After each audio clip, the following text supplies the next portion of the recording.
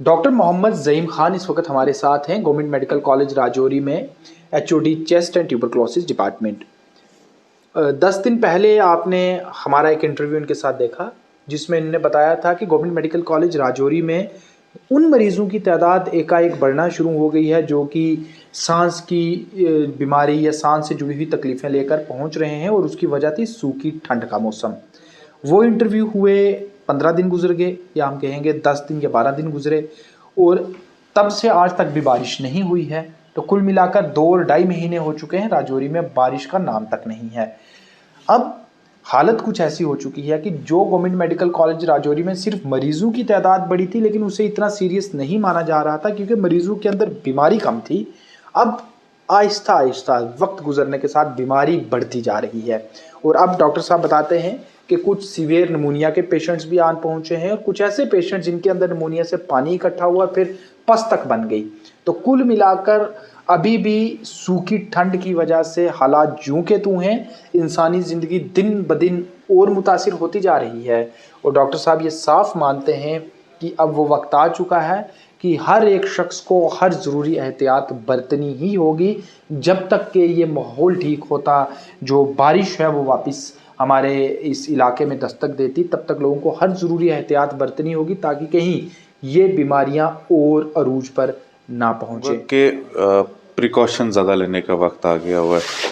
जो हमारे में हाई रिस्क लोग हैं, जैसे मैं क्योंकि पेशेंट्स के बीच में काम करता हूँ तो मैं भी हाई रिस्क में आता हूँ, तो मैंने भी जैसे मास्किंग शुरू कर दी है।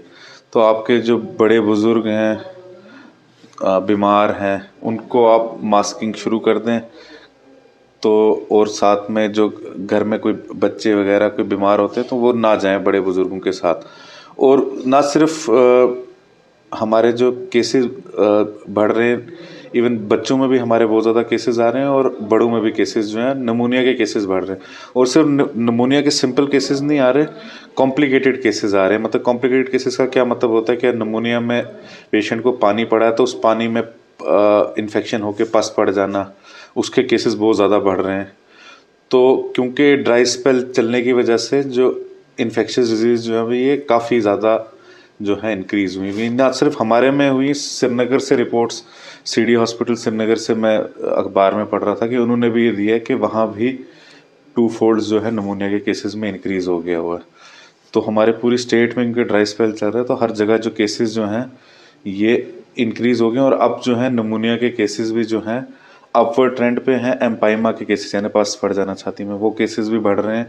और सिंपल इन्फ्लुएंजा के केसेस, सीओपीडी यानी दमे के केसेस जो उनमें सिम्टम्स बढ़ जाना, वो सब चीज़ें जो हमें अब दिख रही हैं। सर 10 दिन पहले हमने जब आपसे बात की थी तो आपने ये कहा था कि मरीज़ों का जो नंबर है, जो तादाद है वो बड़ी है लेकिन सीवियर नमूनिया के पेशेंट्स नहीं। और आपने कहा था कि 2, 4 या 5% जो पेशेंट्स हैं उन्हीं में नमूनिया सीवियर नेचर का पाया जा रहा है। आज सीवियर नमूनिया के पेशेंट्स जो हैं उनकी तादाद कितनी हो चुकी है या कितनी बड़ी है, और परसेंटेज जो है, जो टोटल फुटफॉल है पेशेंट्स का, उनमें से कितने परसेंट जो है वो अब सिक पेशेंट हम कहेंगे, मतलब थोड़े ज़्यादा बीमार आपके पास पहुंच रहे हैं मेडिकल कॉलेज में? अब ज़्यादा बीमार पेशेंट्स जो हैं वो उनकी नंबर जो बढ़ रहे हैं। अब उसमें क्या चीज़ जो हो रही है ना कि बीमारी की जो इंटेंसिटी का ऐसा हो रहा है कि पहले जब आपके बहुत सारे ज़्यादा केस जब आने लगे ना तो शुरू में आपको माइल्ड केसेस ही दिखते हैं। फिर आहिस्ता आहिस्ता क्या होता है कि ये जब आपकी कम्युनिटी में वनरेबल लोग हैं, जो मतलब किस तरह से हाई रिस्क लोग हैं, बीमार लोग हैं, बूढ़े लोग हैं, जब उन तक चीज़ पहुंचने लगती है ना तो आपके फिर सीवियर के केसेस भी आते हैं। लेकिन हमने देखा कि बच्चों में भी, यंग में भी केसेस ज़्यादा आ रहे हैं। अब इसमें जो कुछ चीज़ें जो हम कर सकते हैं, एक तो मैंने मास्किंग के बारे में बोला, एक जो आप अपने बच्चे वगैरह हैं इनकी जो डाइट है इस पे भी आपने, या जो आपके मतलब ओवरऑल घर में जो है ना डाइट को आपने बहुत इम्प्रूव करना है। जैसे आपकी प्रोटीन्स वगैरह जो है ना वो होने चाहिए, क्योंकि लोग इम्यूनो कम्प्रोमाइज़ होते हैं। क्यों आपको ये कोल्ड, फ्लू, इन्फ्लुएंजा के केसेस जो है नमूनिया में बनते हैं जब लोग इम्यूनो कम्प्रोमाइज़ में एक हमारा डाइट का फैक्टर आता है, हाइजीन का बहुत फैक्टर आता है। हमने यहाँ देखा है, इसके ऊपर हम आगे स्टडी भी करने की कोशिश करेंगे कि हाइजीन का भी इश्यूज हमें दिखते हैं जहाँ केस ज़्यादा कॉम्प्लिकेट हो जाते हैं, यानी पस पड़ जाना, एम्पाइमा बन जाना छाती में, वो केसेस में हाइजीन का भी इशू बहुत ज़्यादा रहता है। बच्चे जो निगलेक्टेड रहते हैं, और हमारे पास वैसे भी केस जो बढ़ गए हैं, जो बच्चे निगलेक्टेड हैं, जिनका सिंगल पेरेंट हैं या ऑर्फन्स हैं इस तरह के, और बाकी भी निगलेक्टेड लोग हैं जो अकेले बूढ़े लोग हैं जिनका कोई आगे पीछे नहीं है, उनमें भी बीमारियां बढ़ना, क्योंकि इनमें डाइट का, हाइजीन का फैक्टर आ जाता है। तो हमने डाइट और हाइजीन को अपने मेंटेन करना है। और उसके अलावा जो लोग अपने आप को समझते हैं कि बीमार हैं, हाई रिस्क हैं, या घर में आपके लगता है, तो बाहर निकलते टाइम थोड़ा मास्किंग, जब तक हमारा थोड़ा सा वेदर जो है वो इम्प्रूवमेंट की तरफ ट्रेंड नहीं लेता। ये मेरे साथ डॉक्टर मोहम्मद ज़ईम ख़ान, जिनसे कि हमने एक बार पहले भी मुलाकात की थी, एचओडी हैं chest and tuberculosis department, government medical college Rajouri के। इससे पहले जब हमने बात की थी तब ये एक आंकलन था, ये एक हमारा गेस्ट वर्क था कि तकरीबन 2 महीने हो चुके हैं बारिश ना के बराबर। आज 2.5 महीने हो चुके हैं बारिश ना के बराबर हुई है।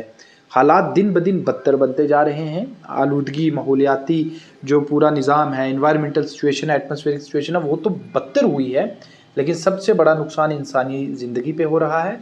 और जैसा डॉक्टर साहब से बात करके आप खुद जान चुके हैं कि मरीज़ों की तादाद बढ़ने के अलावा अब मरीज़ों के अंदर बीमारी का जो मयार है, जो सीवियरिटी ऑफ इलनेस है, वो भी बढ़ना शुरू हो गई है, जो तशवीशकुन बात है।